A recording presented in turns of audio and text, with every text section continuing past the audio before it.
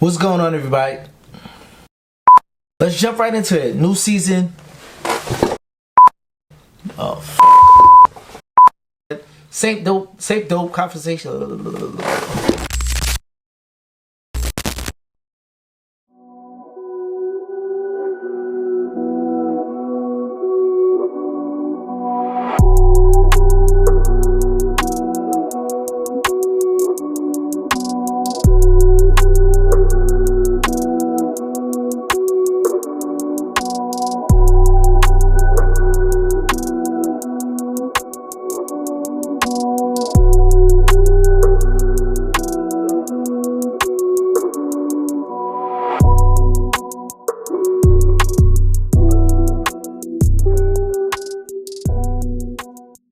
On everybody, it's your boy Remo, aka Mr. Rich Threads.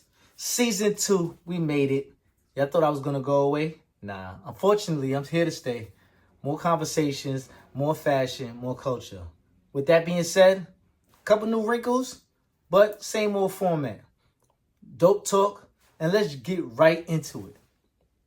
So in this conversation, we're gonna be discussing collaborations, the importance of collaborations, and where they take brands to the next level. And we're going to talk about a couple key situations that has arisen lately and see if it makes sense.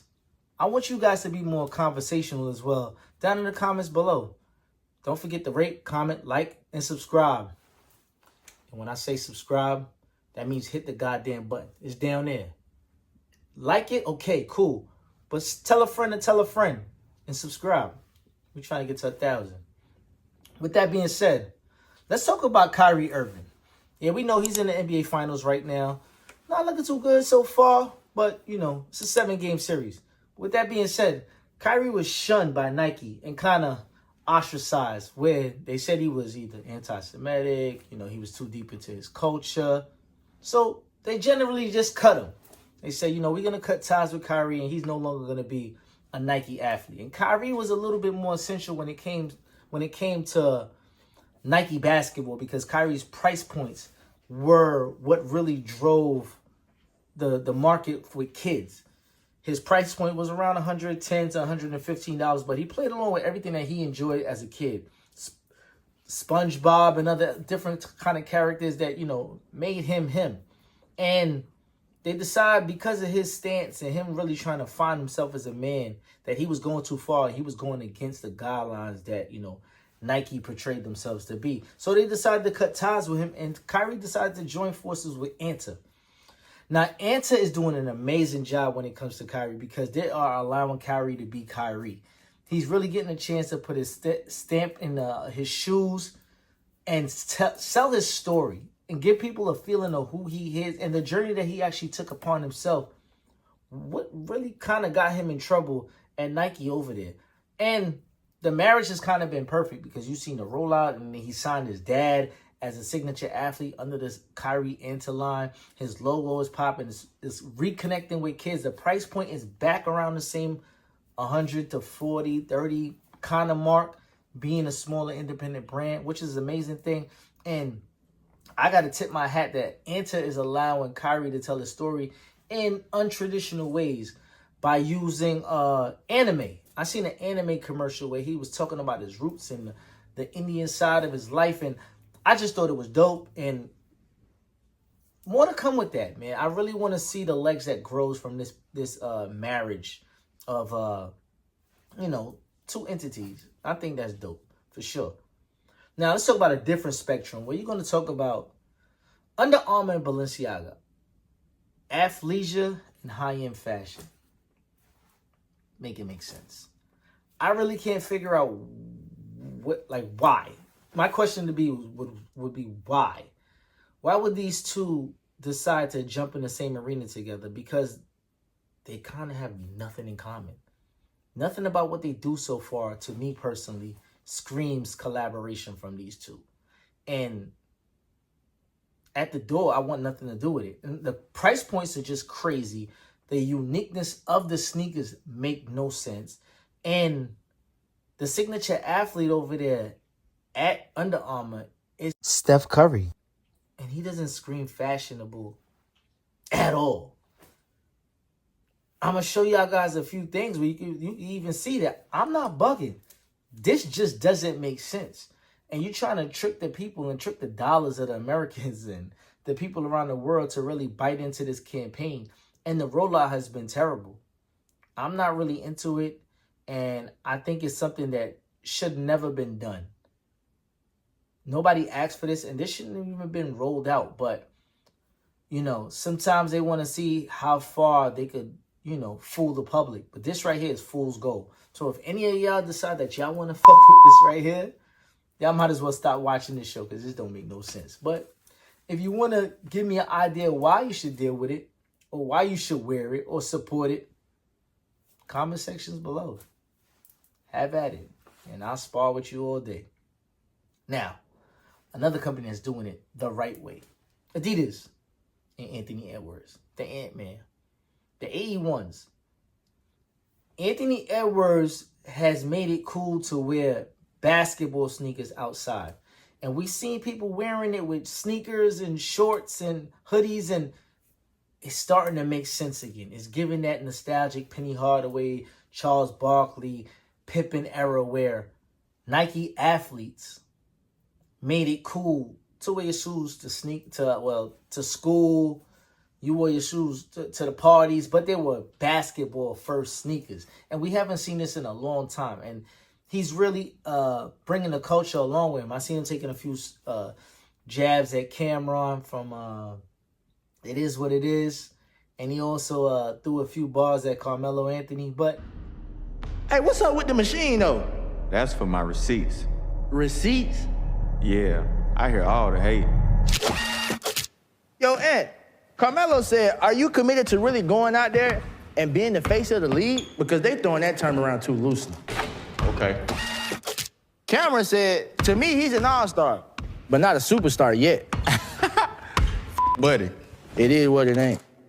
But, you know, it's playful. And the marketing that they are attempting to go with these sneakers, it makes all the sense in the world because he's a budding superstar. Whether he is the next face of the league or not, they're still searching for a face of the league. And I believe that, you know, he's in the perfect position to actually take off because he's young, he's from America, and he believes in the culture. And he doesn't try to strive to be anybody but himself. So Adidas and Ant-Man, keep going. Let's see where this goes from here. And why not? Why not? Now, up north. Yeah, I know. The brother Drake and Nike. These knock the things, they're not knocking. Pundit. Yeah, joke. No, it's not here. But whatever the case is, I think Drake is probably one of the least influential people that we have ever had in our hip-hop community.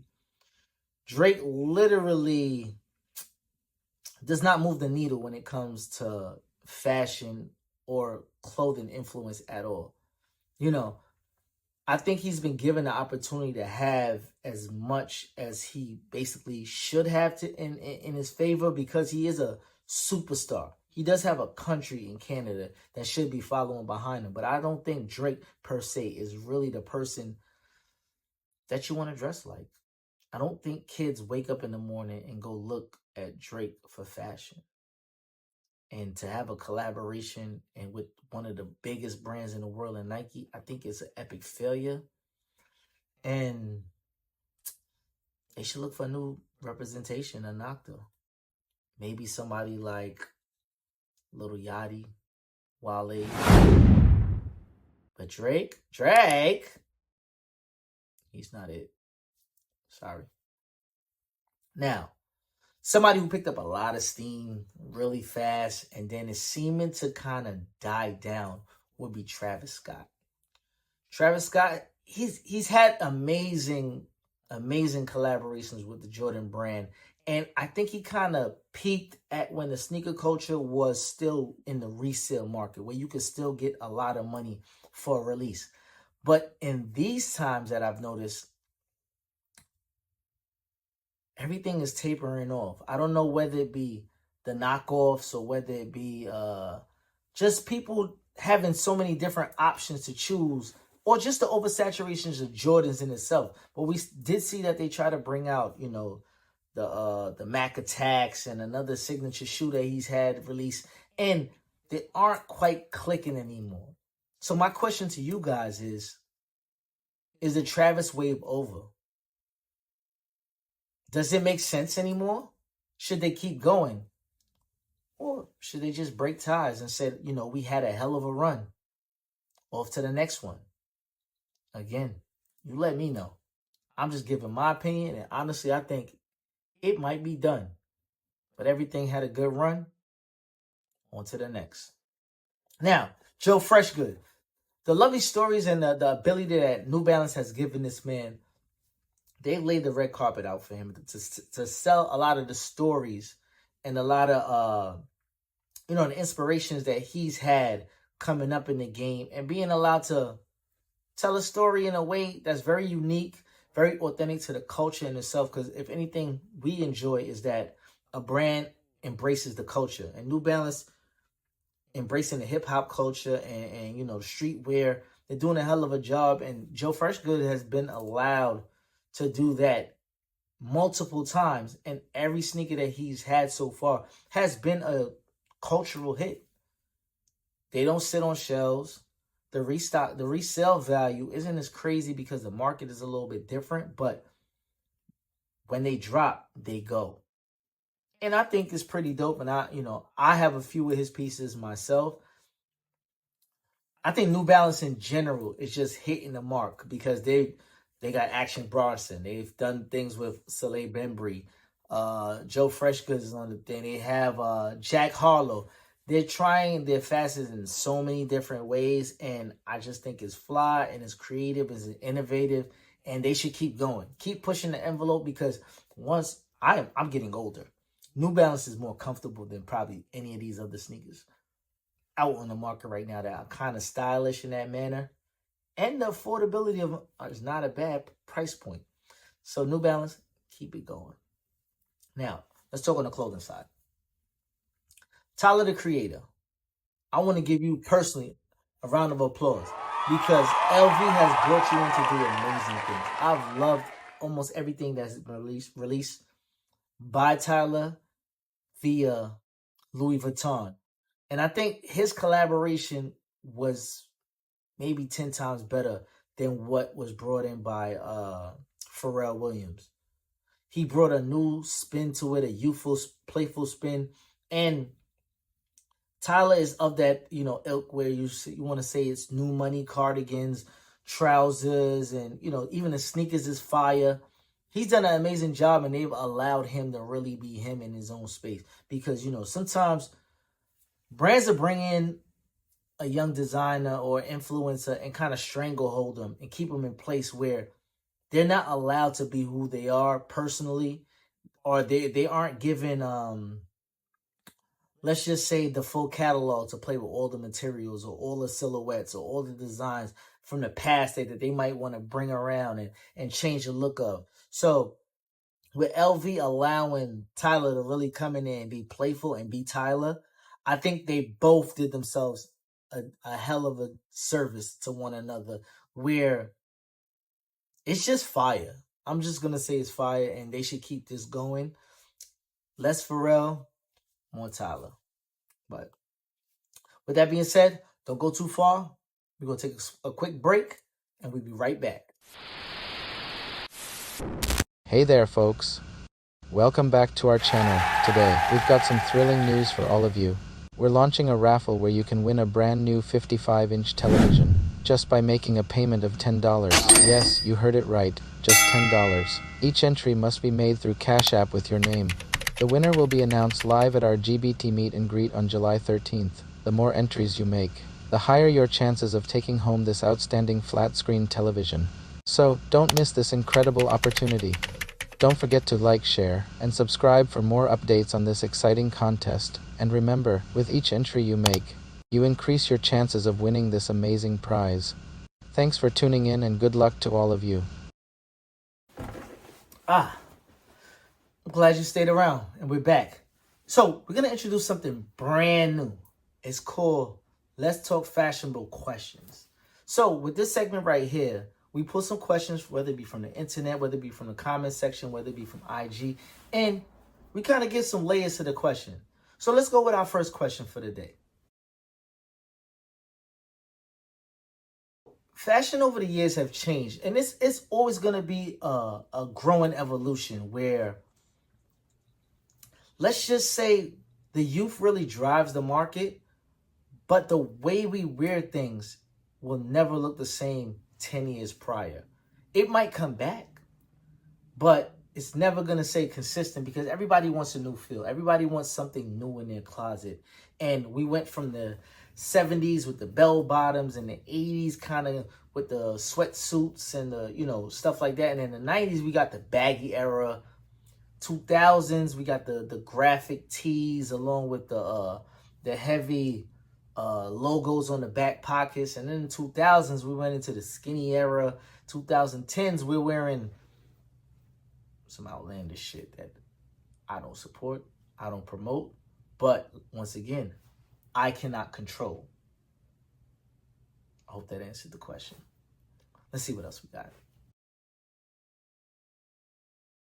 So right now, what's fashionably trending, I personally believe, is the return of the baggy era. Baggy jeans, people just feeling free, loose-spirited. You're getting a lot of...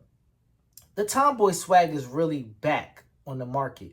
And I could say the ladies are doing a beautiful job of playing with the baggy era because, you know, they might be small on top, big on the bottom, big on the top, small pants or biker shorts or something like spandex, high socks, sneakers, and they're really, you know, fooling around with what they look like, and it looks intentional, like they're really taking their time to really put layers on together. I'm not talking about the makeup, but you know, you'll have some pearls, or you'll have some multiple chains, bracelets, rings, and things like that really matter and really carries on a conversation throughout the whole outfit. So it's just not just about the clothes. So this era and trends are coming along with the baggy feel, the baggy fit, almost like the 90s, but with a little bit more flair, a little bit more pizzazz, and a little bit more zest. Good job, y'all. Let's see what else we got.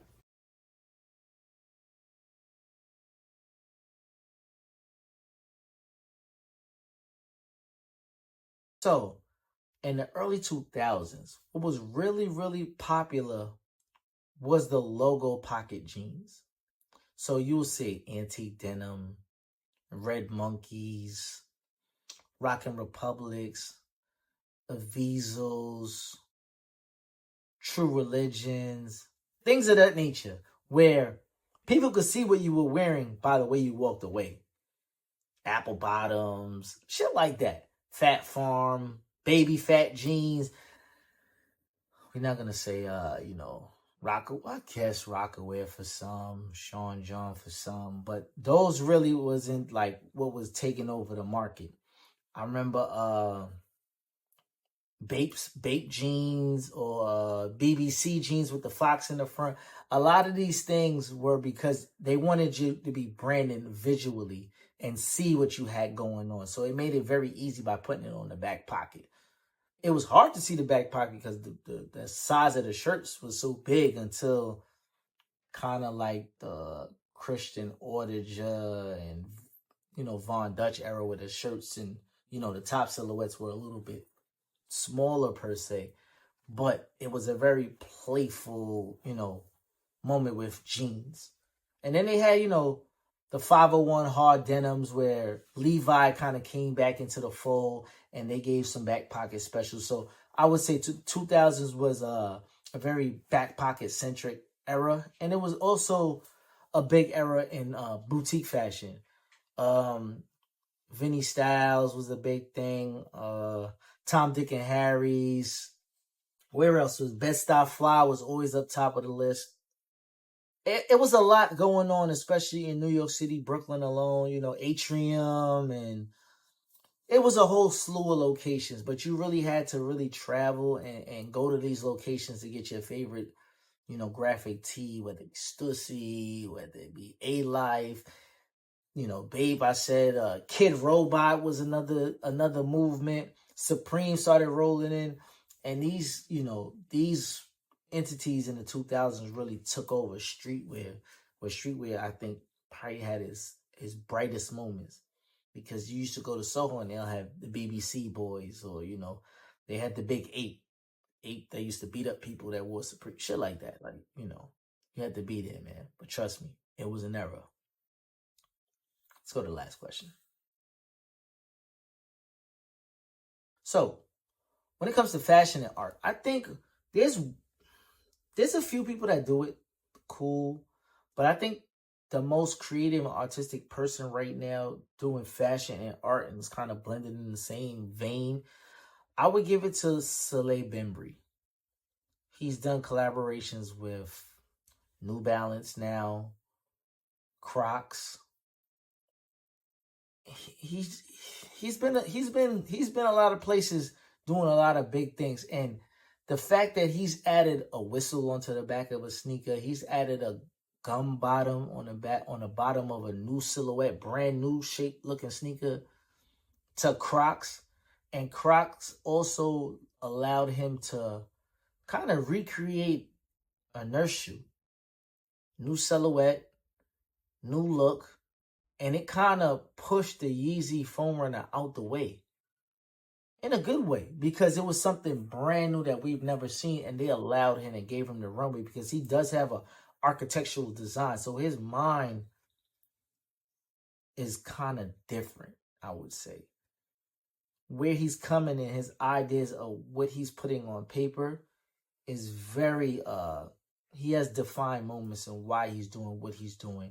And whatever he's been doing has been amazing so far. So I tip my hat off to the young man and keep it going, man. Absolutely. Just keep it going. But, you know, your favorite part of the show is coming up. Don't go nowhere. Welcome back. You know it's your favorite part of the show. Fashionova Clashing. You know how this goes. You like the fit? You think it's dope? You enjoy what you're seeing? Of course, it's fashion. You think it's terrible? It's not something that you would ever wear in life and you want it to go away immediately? It's clashing. Let's jump into this first look. Roll the tape.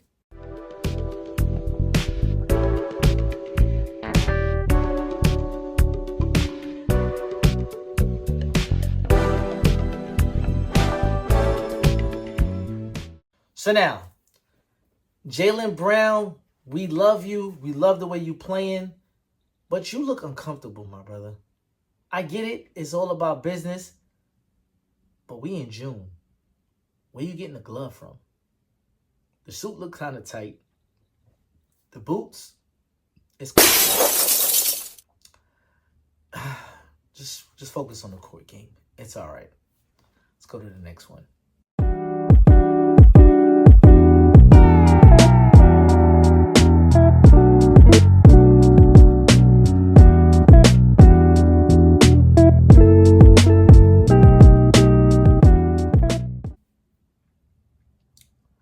Now, Jason Tatum.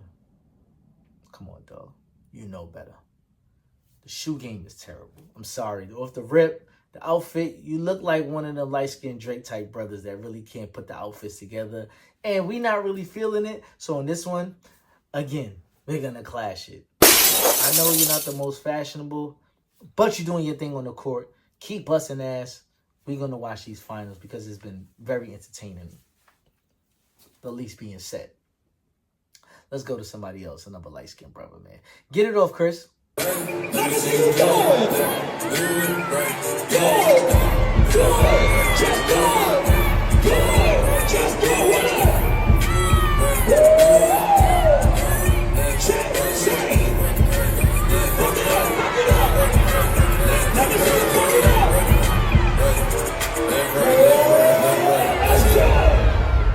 Now, see Breezy now, I really can't say too much about this young brother. I think what he does in the fashion space is really amazing, but this outfit is playful. It's cool. It's calm, but it's modern, and it's crisp. It's going to go fashion most of the time because, you know, The jersey games is all right right now. It's a crop jersey. The leather pants, it might be kind of hot as hell to be performing in leather pants. But it's breezy, man. Keep it going. Next look.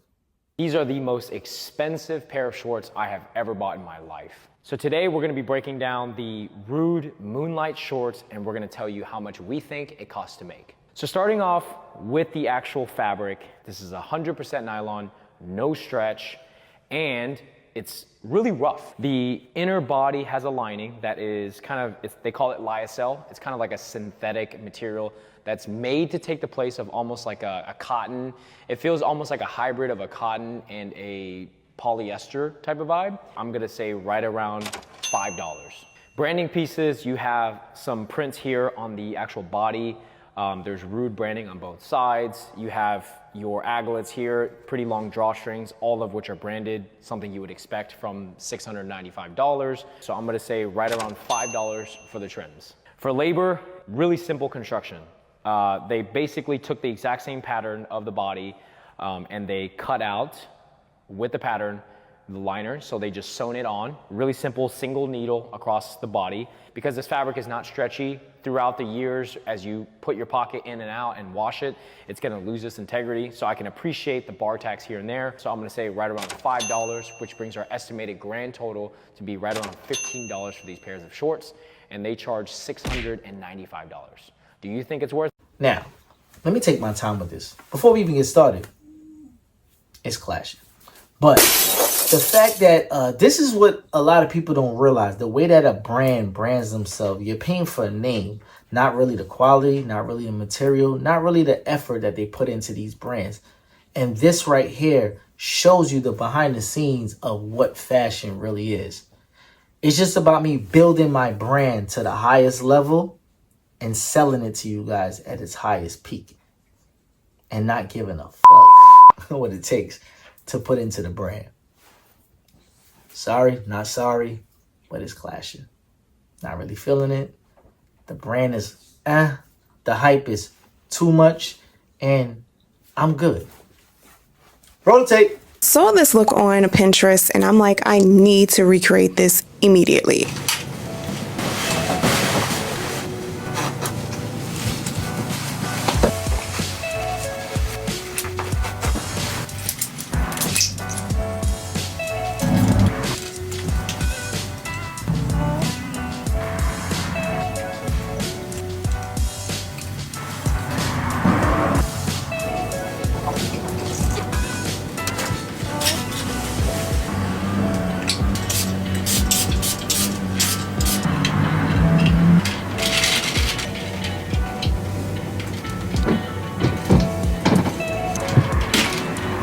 I'm here for the outfit. Let me know what you think. Everything is listed in this video on my LTK.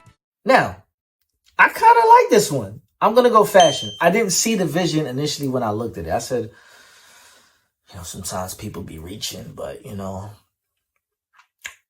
she pulled it off. She really pulled it together. And, to be a full figure woman and have the confidence to really, put together the hair with the looks and the confident exuberance through, her getting outfitted and seeing something that she think, she really enjoyed and executing. So on that note, I'm going to give her a fashion for this one. Let's see what we got else.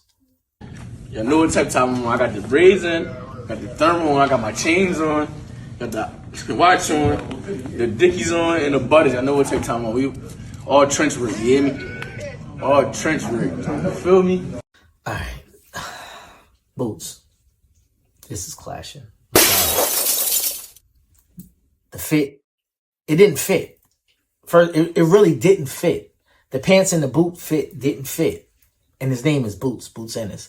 I will be seeing you July 13th at the meet and greet. Well, watching the fight. But that outfit right there, call me my brother. That's not it. That's state property 2003, 2004, 2005. The boots look saggy. And it's hot as shit. Where you going in the thermal? Like, come on now. I get the message, but just holler at me. We get it right. Roll clip. There ain't nothing in the world that could compare to when you identify with your gift that you've been blessed with. And you're able to share that gift and that joy. That's all I want y'all to do, experience the joy. Blessings don't stop, so we ain't never gonna stop. Now, it's hurt my heart, man. You know, when you see legends have to go out like this, you know, salute the Buster. I must say that. He lost a lot of weight. He's starting to look amazing in the face. Pause. Damn. He's starting to look healthy. We'll go with that. But aside from that, the outfit is terrible. You wearing jeans and shit and shoes and sneakers on the beach, on the shoreline. So on that note, you get a clash. Unfortunately. You a legend, but this fit was not legendary. Next look, please. What's going on, y'all? It's just John, and I'm back at it with another Hat Club unreleased. This time we're gonna be styling this one crown 3 different ways. Stay tuned.